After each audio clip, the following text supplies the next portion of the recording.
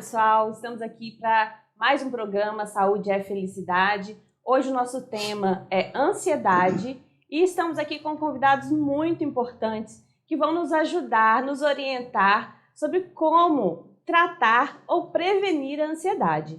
Nós temos aqui hoje o educador físico Danilo Laviola, temos a nutricionista Jusilene Magna e a professora de yoga Janaína Horta. Gente, muito obrigada por vocês terem aceitado o nosso convite de estar aqui. É um prazer recebê-los, tá? Essa será uma série com 4 programas e será muito interessante, vocês têm que acompanhar conosco, tá bom? Bom, nós sabemos que a ansiedade ela tem acometido muitas pessoas em um número cada vez mais crescente.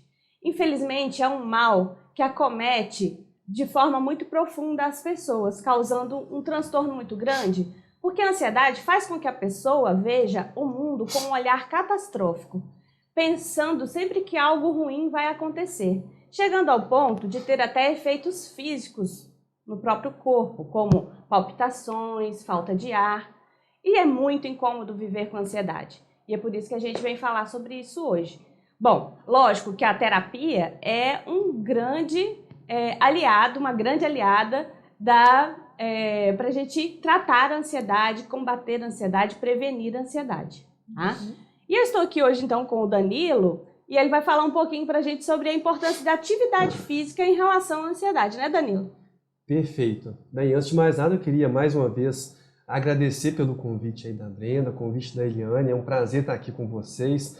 Agradecer aqui, né, poder estar aqui com as meninas, para poder a gente conversar, discutir um pouco sobre o assunto, né, falar um pouco sobre esse tema que eu acho que merece debate, merece atenção, não só pelos profissionais da saúde, mas por todas as pessoas, né, uma coisa que eu acho que devia estar na escola de repente, os professores deveriam talvez abordar isso com os alunos, porque é um mal que está cada vez acometendo mais as pessoas, e sendo deixado de lado nessa sociedade onde a gente corre tanto, onde a gente tem tanta agitação, né? A gente está em 1000 lugares ao mesmo tempo e não está em lugar nenhum. Se a gente tentasse tirar hoje uma foto do indivíduo contemporâneo, né?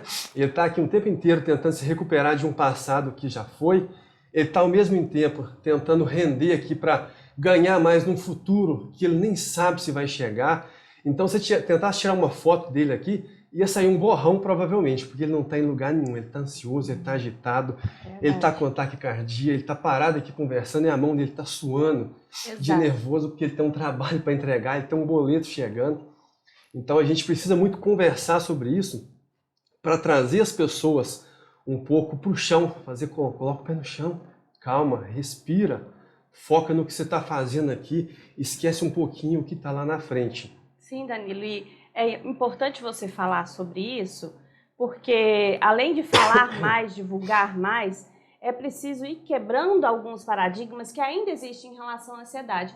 Muitas pessoas ainda banalizam a ansiedade, por quê? Assim como outros transtornos de ordem mental, psicológica, como a depressão, por exemplo, muitas pessoas ainda não conseguem entender o funcionamento desse tipo de mal. Porque não afeta exatamente o físico, não dá uma febre, não dá uma dor de cabeça, você não vai ter que fazer uma cirurgia. E às vezes as pessoas não conseguem entender. Poxa, mas eu olho para você, você não tem nada? E como que você diz que está muito mal? Então a gente precisa informar, falar sobre, e eu adorei a sua ideia de falar nas escolas, eu acho que seria ótimo. Achei isso fundamental, eu tenho um filho, eu acompanho várias crianças nas escolas, a quantidade de criança roendo unha, com enxaqueca, com vários problemas, um toquinho de gente assim, você vê que a pessoa está estourando o que é da criança, o que ela pega de ansiedade do meio familiar, do meio escolar.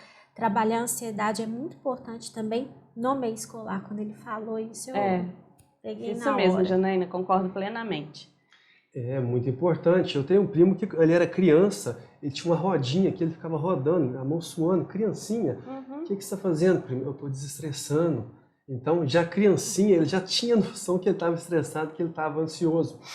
E a gente precisa falar sobre esses temas, sabe? Eu acho que saúde é uma coisa que a gente tem que conversar sobre, assim como vida financeira, depressão e outros mais, a gente tem que conversar sobre, tem que ser uma coisa normal. Quando a gente pega dados hoje, por exemplo, de depressão, de ansiedade, vamos pegar o caso da depressão. A gente nota um número muito maior, por exemplo, em mulheres, quando você vai olhar dado, depressão, e ansiedade também. Tá tudo relacionado. E você pega, por exemplo, vou dar um exemplo de um dado que eu li há um tempo atrás, taxa de suicídio em homens, ela é muito maior. Sim. A última que eu vi era tipo 10 para cada 100 mil, enquanto mulheres era variável de 2 a 3 para cada 100 mil. Então o que acontece? O homem geralmente ele não se trata, ele não vai ao médico, ele não busca ajuda, ele tem isso como um tabu, eu tenho que ser forte. Então a gente tem que conversar sobre isso, porque quando você fala, você normaliza, você vê, não, peraí, meu amigo ele tem ansiedade também, ele também perde o sono à noite, né? Ele também tem, não sei, outro distúrbio. Então isso vai normalizando e fazendo com que as pessoas entendam a importância de procurar ajuda, né? Mas... E aí, Danilo, eu preciso reforçar um pouco aqui a importância da terapia. Porque o autoconhecimento é o caminho para a gente entender o porquê das coisas. Por que eu me sinto assim? Por que eu tenho esse efeito na minha vida? O que foi que eu vivi lá atrás que me prejudica hoje? O que aconteceu no meu seio familiar? O que eu vivi de experiências na minha escola que me traumatizaram, que me chatearam, que me bloquearam para a vida, não é? Então tem muita gente bloqueada para a vida e não procura. E realmente a questão dos atendimentos em relação à saúde, no meu consultório eu recebo muito mais mulheres. Acho que todo profissional de saúde sabe disso. Sim. A gente recebe muito mais mulheres, não é, Jusilene? Sim, eu atendo principalmente mulheres, né? E 99% todas sofrem com ansiedade. Ai. Então, assim, é muito comum, principalmente mulheres. E aí, umas acabam descontando na alimentação, né? E comem de forma exagerada e outras já não comem nada. Uhum. Então, hoje, em mulheres, é muito prevalente. Eu acho que as mulheres, elas acostumaram a sobreviver com ansiedade, elas não vivem. Porque quem está num estado de ansiedade, na verdade, é um zumbi. A pessoa ou está no futuro, que não existe, como ele mesmo disse, ou está presa num passado que já passou, nós não temos técnica, nós não temos tecnologia para voltar. A pessoa não está no presente. Não está no presente. Então, a maioria das mulheres acostumaram a ficar iguais zumbis, estão rodando aí pelo planeta, e muitos dos homens, como ele está dizendo, nem reconhecem, não conseguem nem suportar.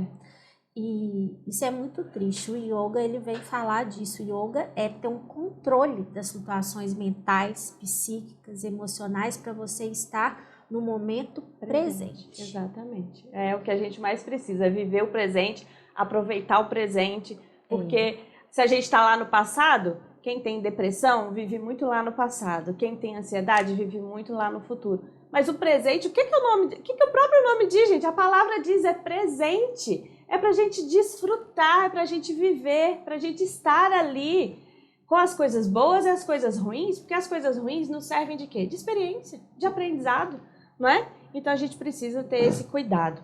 Bom, mas Danilo, eu queria que você falasse pra gente em que a atividade física pode, então, auxiliar. Porque a gente sempre fala assim, atividade física, malhar, ir pra academia, fazer isso, fazer aquilo de atividade física, né? A gente vai cuidar do corpo físico, da parte física. Mas tem mesmo relação com a parte mental? Fala pra gente. Completamente, e existem vários mecanismos, né? E é uma inundação de pesquisas comprovando isso, né? Há pouco tempo mesmo eu estava revisando um material sobre, e já na década de 90, tem um autor chamado Macaulay, não é o Macaulay Culkin, tá, gente? Não é. Importante que ele já fala de cerca de 69%, no caso das pessoas que já faziam exercício, demonstravam níveis de ansiedade menores em relação às pessoas destreinadas, né? Então, assim, existem muitas pesquisas mostrando isso já. A importância do exercício físico para você diminuir níveis de estresse, de ansiedade, de autocontrole, né? Mostrando que as pessoas que fazem exercício, elas têm mais energia, elas lidam melhor com o estresse, não é que elas não se estressam, mas elas têm mais facilidade em passar pelos estresses cotidianos e se recuperam mais rapidamente desses estresses, né? Eu li um estudo mesmo, onde fizeram algumas atividades testando as pessoas e relacionando os níveis de estresse. Então, um dos exemplos foi, fizeram exercício com algumas pessoas e fizeram atividade de leitura com outras. E o que eles observaram após a situação de estresse? As pessoas que fizeram apenas a leitura, não se exercitaram, elas estavam sedentárias, elas demoraram mais tempo a voltar para os níveis basais, né, de calma, de calmaria mesmo é a expressão, né? A redução do cortisol, né? Exatamente. O cortisol que é o hormônio de estresse, do né? hormônio do estresse, exatamente.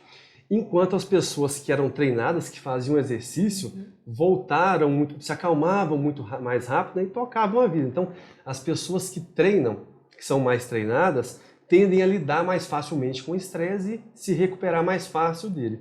E existem várias hipóteses para comprovar isso, né, dos porquês. Por que a atividade física ajuda, por exemplo, no controle de transtornos psicológicos, né?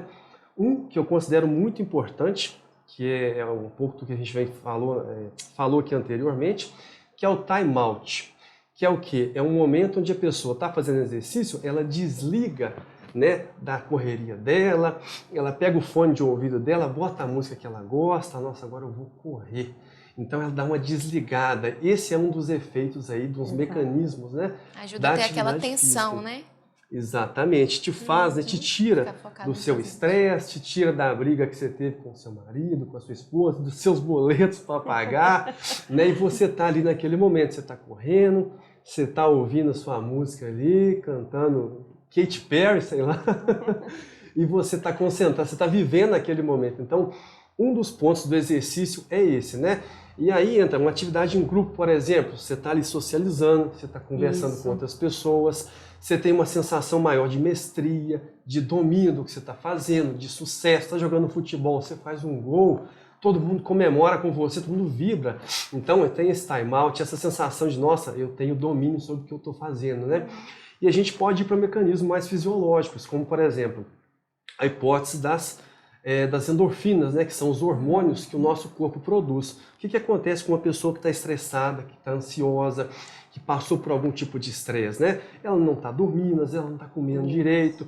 Então ela tem, por exemplo, o aumento do cortisol, que foi o hormônio que a Eliane mencionou aqui. E esse cortisol aumentado, ele vai só gerando uma bola de neve no seu corpo. Você começa a comer mais, os níveis de glicose sanguínea são aumentados, a sua resistência à insulina é aumentada, né? Provavelmente você vai talvez tocar nesse assunto aí. Então o seu sono é piorado e com a atividade física a gente nota justamente o quê? Uma regulação desse cortisol. Ele tende, né, a vir para níveis mais baixos e os hormônios da felicidade que a gente fala, né, as endorfinas, elas tendem a subir. Então a atividade física ela tem uma função também de regulação, talvez de modulação hormonal a nível fisiológico, né, para a gente conseguir melhorar e diminuir os níveis de estresse, de ansiedade, de depressão, né?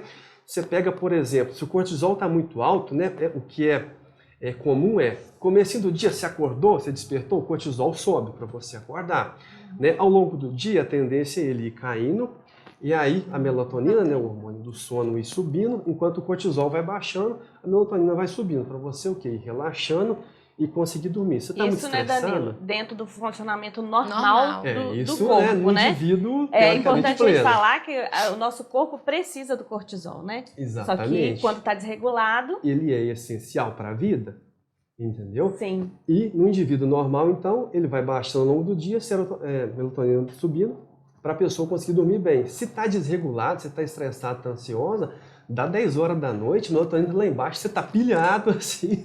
E aí tem a privação do sono, né? Exatamente.